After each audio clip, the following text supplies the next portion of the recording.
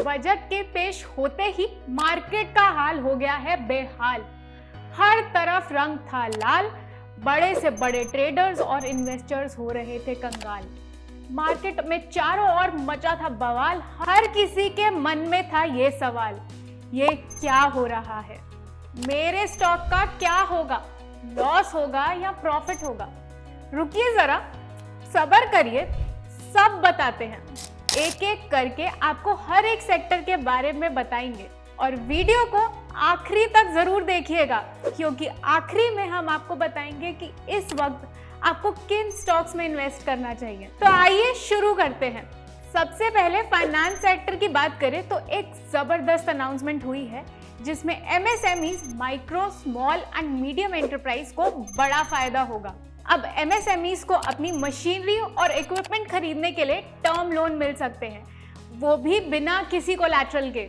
मतलब अब आपको अपने एसेट्स गिरवी रखने की कोई जरूरत नहीं। फंड्स बनाया गया है जो गारंटी कवर प्रोवाइड करेगा।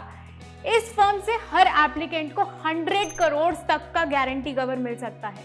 यानी अगर आप लोन नहीं चुका पाते हो तो ये फंड बैंक को पैसा वापस करेगा।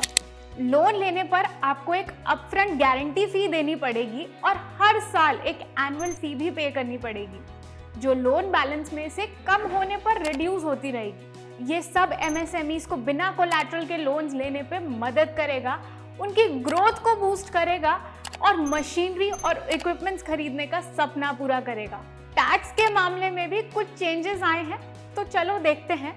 अब अगर आपके पास कोई फाइनेंशियल या नॉन फाइनेंशियल एसेट है और आप उससे कोई लॉन्ग टर्म में गेन्स कमाते हो तो आपको टैक्स रेट देना पड़ता है।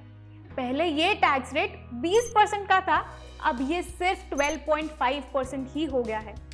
यानी लॉन्ग टर्म इन्वेस्टमेंट पे अब आपका टैक्स बर्डन कम हो गया है। अनलिस्टेड शेयर्स में भी लॉन्ग टर्म टैक्स रेट कम हुआ है फ्रॉम 30% टू 20%। लेकिन अगर आपके फाइनेंशियल एसेट्स पे शॉर्ट टर्म गेन्स हैं तो आपको 20% टैक्स रेट देना पड़ेगा। अनलिस्टेड मार्केट में भी short term tax rate same 20% ही है। शॉर्ट टर्म का मतलब है कि अपने एसेट को ज्यादा टाइम तक होल्ड नहीं किया और जल्दी बेच दिया। एक और गुड न्यूज, फाइनेंशियल एसेट पे जो कैपिटल गेन एग्जेम्पशन की लिमिट थी वो बढ़ा दी गई है। अब आप 1.25 लाख तक के गेन्स टैक्स फ्री कमा सकते हो हर साल। पहले ये लिमिट कम थी। एंजल टैक्स भी बिल्कुल अबॉलिश कर दिया और ये स्टार्टअप इकोसिस्टम के लिए बहुत ज्यादा बेनिफिशियल होने वाला है। ये सब चेंजेस इन्वेस्टर के लिए बेनिफिशियल है, साथ ही साथ अनलिस्टेड एंड स्टार्टअप इकोसिस्टम को बूस्ट देंगे, क्योंकि लॉन्ग टर्म इन्वेस्टमेंट पे टैक्स बर्डन कम हो गया है और शॉर्ट टर्म इन्वेस्टमेंट पे कुछ डिसिप्लिन मेंटेन करने की जरूरत होगी।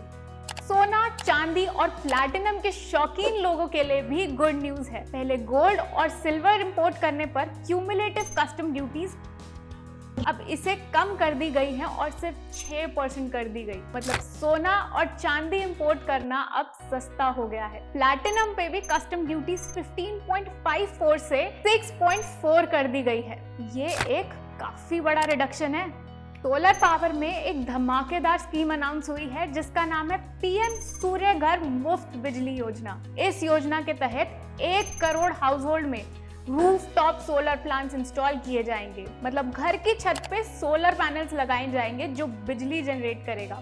अब इससे सोलर इंस्टॉल्ड हाउस होल्ड को महीने में 300 यूनिट तक की फ्री इलेक्ट्रिसिटी मिलेगी।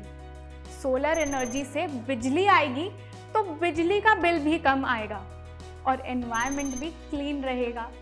इस स्कीम से सोलर कंपनीज को भी बहुत ज्यादा फायदा होगा। इतने सारे सोलर पैनल्स इंस्टॉल करने के लिए कंपनीज को काफी काम मिलेगा और उनका बिजनेस ग्रो होगा।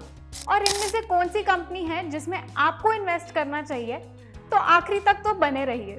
ब्लिस्टर कॉपर पर 5% की कस्टम ड्यूटी एलिमिनेट कर दी गई है। ये एक क्रूशियल रॉ मटेरियल है जो पावर ट्रांसमिशन इंडस्ट्री में यूज होता है। पहले ब्लिस्टर कॉपर इंपोर्ट करने पर 5% की कस्टम ड्यूटी लगती थी, जो अब कंप्लीटली एलिमिनेट हो गई है। मतलब अब ये रॉ मटेरियल इंपोर्ट करना बिल्कुल ड्यूटी फ्री हो गया है। फेरस स्क्रैप जो एक इम्पॉर्टेंट रॉ मटेरियल है जो स्टील बनाने में यूज होता है, पहले ही फेरस स्क्रैप इंपोर्ट करने पर कोई बेसिक कस्टम ड्यूटी नहीं थी और ये फैसिलिटी अब भी कंटिन्यू हो गई है। मतलब इस पे कोई एक्स्ट्रा टैक्स या ड्यूटी नहीं लगेगी।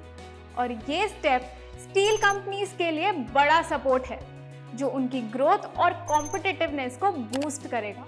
हाउसिंग सेक्टर के लिए पीएम आवास योजना लाई गई है। इस योजना के तहत 3 करोड़ घर बनाए जाएंगे, जिसमें से 1 करोड़ घर अर्बन एरियाज में होंगे। इस स्कीम में 10 लाख करोड़ का मैसिव इन्वेस्टमेंट किया गया है। सेंट्रल गवर्नमेंट इस स्कीम के लिए 2.2 लाख करोड़ की एड प्रोवाइड करेगी।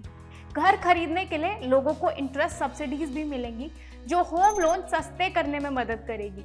इतना बड़ा इन्वेस्टमेंट और कंस्ट्रक्शन एक्टिविटी से इकोनॉमी को भी बूस्ट मिलेगा, नई जॉब्स क्रिएट होंगी और अलाइड इंडस्ट्रीज को भी फायदा होगा। पहले मोबाइल फोन्स, पीसीबीएस और चार्जर्स पे 20% का बीसीडी था। इस बजट के बाद ये ड्यूटी कम करके 15% कर दी गई है। बीसीडी कम होने से मोबाइल फोन्स और एक्सेसरीज की इंपोर्ट कॉस्ट कम हो जाएगी, जो अल्टीमेटली कंज्यूमर्स को बेनिफिट करेगी। एक्सपोर्ट मार्केट में भी इंडियन मोबाइल फोन्स और एक्सेसरीज और कॉम्पिटिटिव हो जाएगी, जो एक्सपोर्ट्स को फर्दर बूस्ट करेगी। तो ये स्टेप मोबाइल फोन इंडस्ट्रीज के लिए काफी प्रॉमिसिंग है, जो डोमेस्टिक प्रोडक्शन और एक्सपोर्ट्स दोनों को आगे ले जाएगा।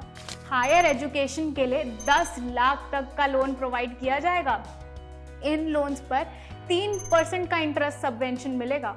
MDI जो एक इम्पॉर्टेंट केमिकल है जो स्पेंडेक्स यार्न बनाने में यूज होता है, अब तक MDI को इंपोर्ट करने पर 7.5% की कस्टम ड्यूटी लगती थी, वो कम करके 5% कर दी है। कैंसर पेशेंट के लिए भी एक बड़ी रिलीफ हुई है। कुछ इंपॉर्टेंट कैंसर मेडिसिन पे कस्टम ड्यूटीज को 0 कर दिया गया है। पहले इन पे 10% की इंपोर्ट ड्यूटी लगती थी। सस्ती मेडिसिन से इनकी एक्सेसिबिलिटी बढ़ेगी और ज्यादा पेशेंट्स को टाइमली ट्रीटमेंट मिल पाएगा। पिछले साल फार्मा के लिए PLI स्कीम के लिए 1200 करोड़ का एलोकेशन था, जो इस साल बढ़ा के 2143 करोड़ कर दिया गया है। मतलब बजट में इसका फंड ऑलमोस्ट डबल कर दिया है। इस स्कीम में मैन्युफैक्चरर्स को इंसेंटिव्स दिए जाते हैं प्रोडक्शन बढ़ाने के लिए और एफिशिएंसी इंप्रूव करने के लिए।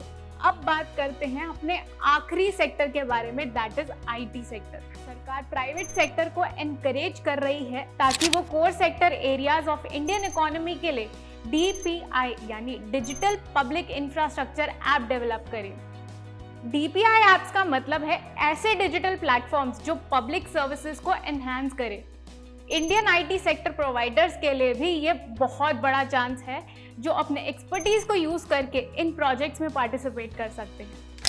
अब ये देखिए इस बजट से किन कंपनीज को फायदा होने वाला है। तो उन कंपनीज का नाम है HDB Financial, Vivriddhi Capital, HDFC Security, Warrior Energy, Vikram Solar, Sterlite Power, ESL Steel, NCL, Biltech और प्रॉक्सटी।